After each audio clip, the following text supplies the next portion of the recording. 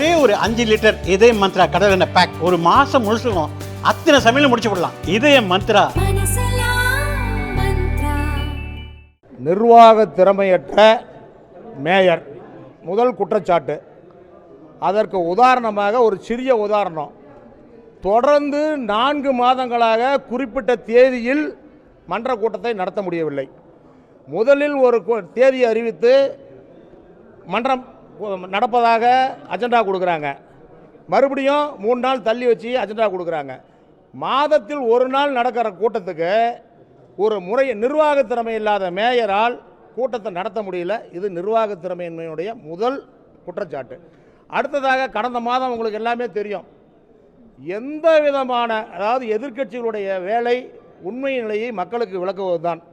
உண்மை நிலையை மக்களுக்கு விளக்குவதற்காக எங்கள் எதிர்க்கட்சி தலைவர் குறை கூறும் பொழுது உங்களுக்கெல்லாம் எல்லாத்துக்குமே தெரியும் சார், உலக வரலாற்றிலேயே ஒரு உறுப்பினர், மாமன்ற உறுப்பினர், ஒரு பெண் உறுப்பினரால் தாக்கப்படுகின்றார், எதிர்க்கட்சி தலைவர் தாக்கப்படுகின்றார். இதற்கு நடவடிக்கை எடுக்க வேண்டிய மேயர் மௌனியாக மேலே நின்று பார்த்து கொண்டிருக்கிறார். இந்த மன்றத்தினுடைய தலைவர் மேயர் நியாயமாக பார்த்தால் அவர் மீது தான் வழக்கு பதிவு செய்ய வேண்டும், முறையாக சொல்ல வேண்டும். அவர் எங்கள் மேலே கம்ப்ளைண்ட் கொடுக்குறாரு, நாங்கள் தாக்கணுன்ட்டு. ஏங்க நீங்களுக்கெல்லாம் தெரியும் நாங்கள் எந்த இடத்துல இருக்கிறோம், எங்களுக்கும் அந்த இடத்துக்கும் 100 மீட்டர் டிஃப்ரென்ஸு.